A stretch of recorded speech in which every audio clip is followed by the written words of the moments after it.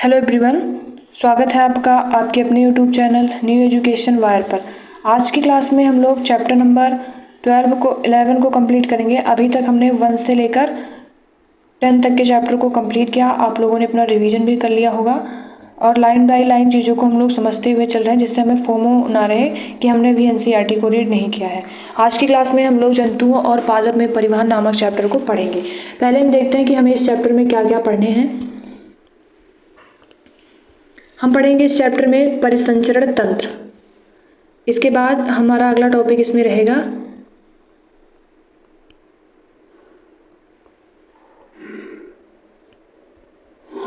जंतुओं में उत्सर्जन। इसके बाद हम लोग इसमें देखेंगे पादपों में पदार्थों का परिवहन। और इसी के साथ हम लोग इस चैप्टर को भी कंप्लीट कर लेंगे। अब हम लोग इस चैप्टर को पहले पढ़ेंगे फिर समझेंगे।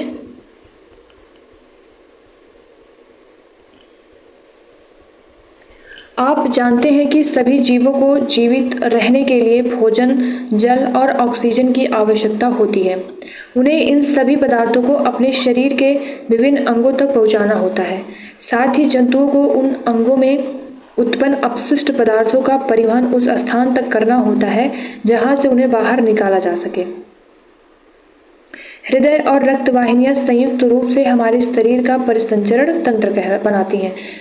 और इस अध्याय में हम पादप और जंतुओं में पदार्थों के परिवहन के बारे में अध्ययन करेंगे। परिसंचरण तंत्र। रक्त। जब हमारे शरीर का कोई भाग कट जाता है तो क्या होता है? रक्त या रुधिर बहने लगता है। लेकिन रक्त है क्या? अब हम इसको समझते हैं। रक्त वह तरल पदार्थ या द्रव है जो रक्त वाहिनियों में प्रवाहित होता है। यह पाचित भोजन को क्षुद्रांत मतलब छोटी आंत से शरीर के अन्य भागों तक ले जाता है। फेफड़ों से ऑक्सीजन को भी रक्त की शरीर की कोशिकाओं तक ले जाता है। रक्त शरीर में से अपशिष्ट पदार्थों को बाहर निकालने के लिए उनका परिवहन भी करता है। रक्त का तरल भाग प्लाज्मा कहलाता है। ये देखिए यहाँ पर बताया जा रहा है धमनी, ये रेड वाला जो है धमनी, फिर ये शिरा और ये हृदय। रक्त में एक प्रकार की कोशिकाएं लाल रक्त कोशिकाएं मतलब कि आरबीसी होती हैं, जिनमें एक लाल वर्णक होता है जिसे हीमोग्लोबिन कहते हैं। हीमोग्लोबिन ऑक्सीजन को अपने साथ संयुक्त करके शरीर के सभी अंगों में और अंततः सभी कोशिकाओं तक परिवहन करता है। हीमोग्लोबिन की कमी होने पर शरीर की सभी कोशिकाओं को कुशलतापूर्वक ऑक्सीजन प्रदान करना कठिन हो जाता है और हीमोग्लोबिन की उपस्थिति के कारण ही रक्त का रंग लाल होता है। रक्त में अन्य प्रकार की कोशिकाएं भी होती हैं जिन्हें श्वेत रक्त कोशिकाएं मतलब कि WBC कहते हैं। ये कोशिकाएं उन रोगाणुओं को नष्ट करती हैं जो हमारे शरीर में प्रवेश करते हैं। रक्त का थक्का बन जाना उसमें एक अन्य प्रकार की कोशिकाओं की उपस्थिति के कारण होता है, जिसे क्या बोलते हैं? प्लेटलेट्स, पट्टिकाणु। साथ ही रक्त कोशिकाओं से कार्बन डाइऑक्साइड सहित अन्य अपशिष्ट पदार्थों को ले लेता है। इस रक्त को वापस हृदय में लाया जाता है जहां से यह फेफड़ों में जाता है और फेफड़ों से कार्बन डाइऑक्साइड बाहर निकाल दी जाती है। इस प्रकार शरीर में 2 प्रकार की रक्त वाहिनियां पाई जाती हैं, धमनी और शिरा।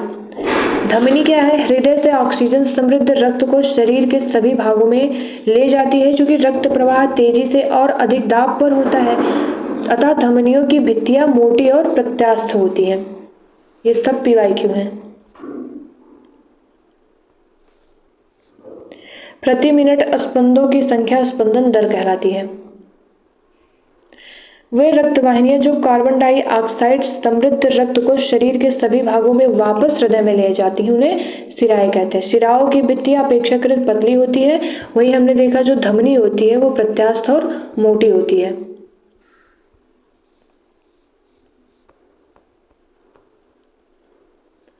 परिसंचरण तंत्र का व्यवस्था।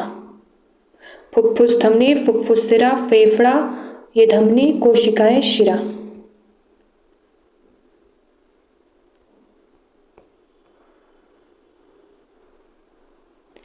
शिराओं में ऐसे वाल्व होते हैं जो रक्त को केवल हृदय की ओर ही प्रवाहित होने देते हैं। ऊतकों में पहुंचकर वे पुनः अत्यधिक पतली नालिकाओं में विभाजित हो जाते हैं। जिन्हें केशिकाएं कहते हैं। केशिकाएं पुनः मिलकर शिराओं को बनाती हैं जो रक्त को हृदय में ले जाती हैं। केशिकाएं। हृदय। हृदय वह अंग है जो रक्त द्वारा पदार्थों के परिवहन के लिए पंप के रूप में कार्य करता है। यह निरंतर धड़कता रहता है। एक ऐसे पंप की कल्पना कीजिए जो वर्षों तक बिना रुके कार्य करता रहता है। यह बिल्कुल असंभव प्रतीत होता है, फिर भी हमारा हृदय जीवन प्रयत्न बिना रुके रक्त को पंप करने का कार्य करता रहता है। हृदय वक्ष गुहा में स्थित होता है, जिसका निचला सिरा थोड़ी बाईं ओर झुका रहता है। अपनी अंगुलियों को भीतर की ओर मोड़कर मुट्ठी बना लीजिए। आपके हृदय का माप लगभग आपकी मुट्ठी के बराबर होता है। यदि हृदय में कार्बन डाइऑक्साइड और ऑक्सीजन से समृद्ध रक्त परस्पर मिल जाए तो फिर क्या होगा? ऐसी स्थिति उत्पन्न न होने देने के लिए हृदय 4 कक्षों में बटा होता है। ऊपरी 2 कक्ष आलिंद कहलाते हैं और निचले 2 कक्ष निलय कहलाते हैं। कक्षों के बीच का विभाजन दीवार ऑक्सीजन समृद्ध रक्त और कार्बन डाइऑक्साइड से समृद्ध रक्त को परस्पर मिलने नहीं देती है। दायां आलिंद और ये बायां आलिंद, दायां निलय बायां निलय। कक्षों के बीच विभाजन दीवार, महाधमनी महाशिरा। अभी आगे पढ़ेंगे महाधमनी और महाशिरा को। फुफ्फुस धमनी फुफ्फुस शिरा। हृदय स्पंद। हृदय के कक्ष की भित्तियां पेशियों की बनी होती हैं। ये पेशियां लयबद्ध रूप से संकुचन और विश्रांति करती हैं। यह लयबद्ध संकुचन और उसके बाद होने वाली लयबद्ध विश्रांति दोनों मिलकर हृदय स्पंद कहलाता है। हृदय का स्पंदन जीवन के हर क्षण होता रहता है। यदि आप अपने वक्ष की बाईं तरफ हाथ रखें तो अपने हृदय स्पंदों को महसूस कर सकते हैं। चिकित्सक हृदय स्पंद को मापने के लिए स्टेथोस्कोप नामक यंत्र का उपयोग करते हैं।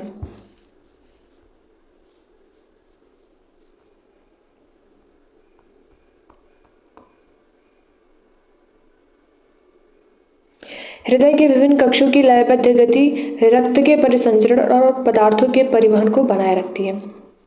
रक्त परिसंचरण की खोज विलियम हार्वे 1578 से 1657 नामक एक चिकित्सक ने की थी, जो अंग्रेज थे। उन दिनों यह मान्यता थी कि रक्त शरीर की वाहिनियों में दोलन करता रहता है। इस मत के लिए हार्वे का उपहास किया गया और उन्हें परिसंचारी कहा जाता था। उनके अधिकांश रोगियों ने उनसे उपचार कराना बंद कर दिया। तथापि हार्वे के मृत्यु से पहले परिसंचरण के बारे में उनके विचार को जीव विज्ञानी तथ्य के रूप में मान्यता मिल गई थी।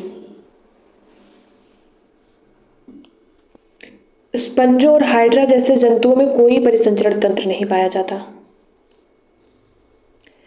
जिस जल में वे रहते हैं वही उनके शरीर में प्रवेश करके उनके भोजन और ऑक्सीजन की आपूर्ति कर देता है। जब जल बाहर निकलता है तो अपने साथ कार्बन डाइऑक्साइड और अपशिष्ट पदार्थों को ले जाता है।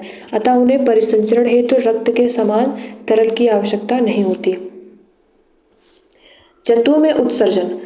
शरीर में अपशिष्ट पदार्थ के रूप में उत्पन्न कार्बन डाइऑक्साइड फेफड़ों द्वारा किस प्रकार उच्छ्वसन के प्रक्रम के दौरान शरीर से बाहर निकल जाती है, यह भी ध्यान में रखना है कि अपाचित भोजन बहिक्षेपण प्रक्रम द्वारा मल के रूप में शरीर से बाहर निकाल दिया जाता है।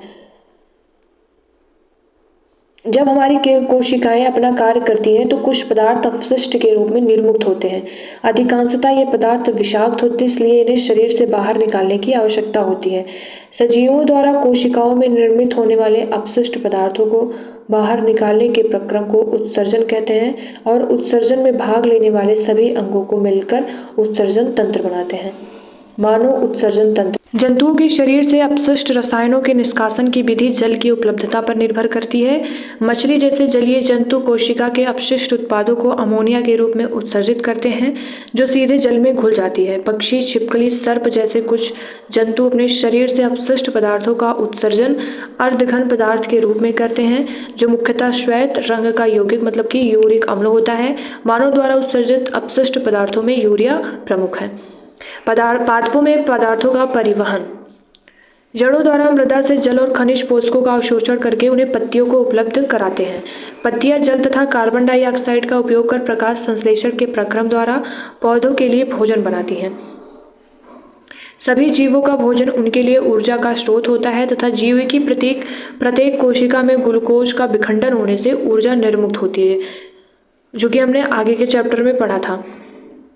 कोशिकाएं इस ऊर्जा का उपयोग जीवन की मूल क्रियाविधियों को संपादित करने में करती हैं, अतः यह आवश्यक है कि जीव की प्रत्येक कोशिका को भोजन उपलब्ध कराया जाए। जल और खनिजों का परिवहन। पादप मूलों मतलब कि जड़ों द्वारा जल और खनिजों को अवशोषित करते हैं। मूलों में मूल रूम होते हैं। वास्तव में मूल रूम जल में घुले हुए खनिज पोषक पदार्थों और जल के अंतर्ग्रहण के लिए मूल के सतह क्षेत्रफल को बढ़ा देते हैं। मूल रूम मृदा कणों के बीच उपस्थित जल के संपर्क में रहते हैं। पादपों में मृदा से जल और पोषक तत्वों के परिवहन के लिए पाइप जैसी वाहिकाएं होती हैं। वाहिकाएं विशेष कोशिकाओं की बनी होती हैं जो संवहन ऊतक बनाती हैं। ऊतक कोशिकाओं का वह समूह होता है जो किसी जीव में किसी कार्य विशेष को संपादित करता है। जल और पोषक तत्वों के परिवहन के लिए पादपों में जो संवहन ऊतक होता है उसे जाइलम कहते हैं। जाइलम चैनलों का सतत जाल बनाता है जो मूलों को तने और शाखाओं के माध्यम से पत्तियों से जोड़ता है और इस प्रकार बना तंत्र पूरे पादप में जल का परिवहन करता है।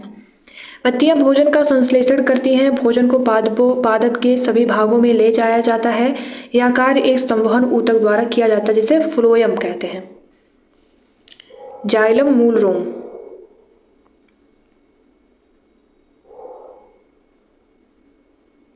जल और खनिजों का परिवहन किसी वृक्ष में। वाष्पोत्सर्जन।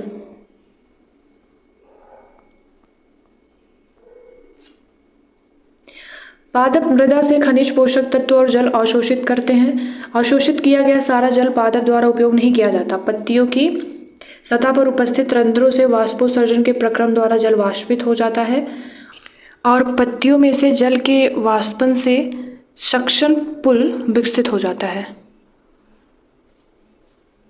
यह वैसे ही है जैसे आप स्ट्रॉ से जल को शक करते हैं। विशाल वृक्षों में बहुत अधिक ऊंचाई तक जल का अभिकर्षण इसी प्रकार होता है। वाष्पोत्सर्जन पादप को ठंडा रखने में भी सहायक होता है।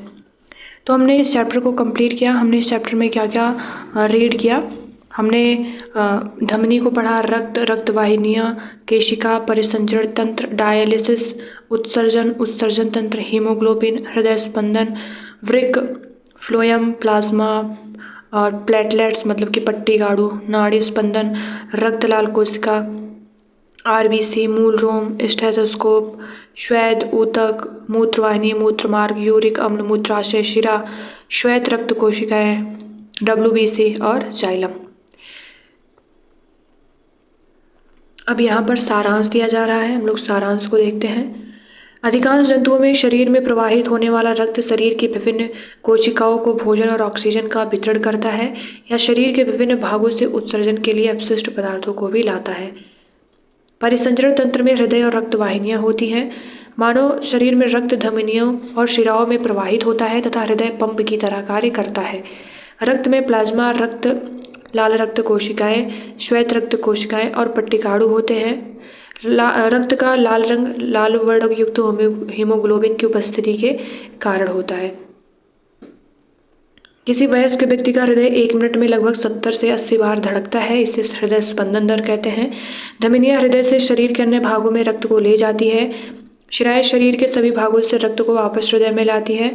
शरीर में से अपशिष्ट उत्पादों को बाहर निकालने का प्रक्रम उत्सर्जन कहलाता है। मानव उत्सर्जन तंत्र में 2 वृक्क, 2 मूत्रवाहिनियां, 2 मूत्राशय और 1 मूत्रमार्ग होता है। लवण और यूरिया जल के साथ श्वेत के रूप में शरीर से बाहर निकाल दिए जाते हैं। मछली अपशिष्ट पदार्थ के रूप में अमोनिया उत्सर्जित करती है जो सीधे जल में घुल जाती है। पक्षी, कीट और छिपकली अर्धघन रूप में यूरिक अम्ल का उत्सर्जन करते हैं। पादप मूलों द्वारा जल और पोषक तत्व मृदा से अवशोषित करते हैं। पूरे पादप में जल के साथ पोषक तत्व जाइलम नामक संवहन ऊतक द्वारा ले जाए जाते हैं। पादप के विभिन्न भागों में भोजन का परिवहन फ्लोएम नामक संवहन ऊतक के द्वारा होता है। वाष्पोत्सर्जन के दौरान रंध्रों से वाष्प के रूप में बड़ी मात्रा में जल का ह्रास होता है। वाष्पोत्सर्जन के कारण एक सक्शन बल निर्मित होता है जिसके कारण मूलों द्वारा मृदा में अवशोषित जल अभिकर्षित होकर तने और पत्तियों तक पहुंचता है। इसी के साथ हम लोगों ने चैप्टर नंबर 11 को कंप्लीट किया। अभी यहाँ क्या दिया जा रहा है कि रक्त का कोई विकल्प नहीं है। यदि किसी व्यक्ति को शल्य क्रिया तो चोट लगने से रक्त की हानि होती है, तो यदि उनके शरीर में पर्याप्त रक्त नहीं बनता तो इसकी परिपूर्ति करने का मात्र एक ही तरीका है, रक्तदान करने वाले व्यक्तियों द्वारा दिए गए रक्त का दान। रक्त की सामान्यतः आपूर्ति कम होती है क्योंकि बहुत कम व्यक्ति स्वेच्छा से रक्तदान करते हैं। यद्यपि रक्तदान करने से दाता की काम करने की शक्ति कम नहीं होती और ना ही इससे उसके स्वास्थ्य पर कोई दुष्प्रभाव पड़ता है। ठीक है, तो मिलते हैं नेक्स्ट वीडियो में नए चैप्टर के साथ। Thank you. जय हिंद।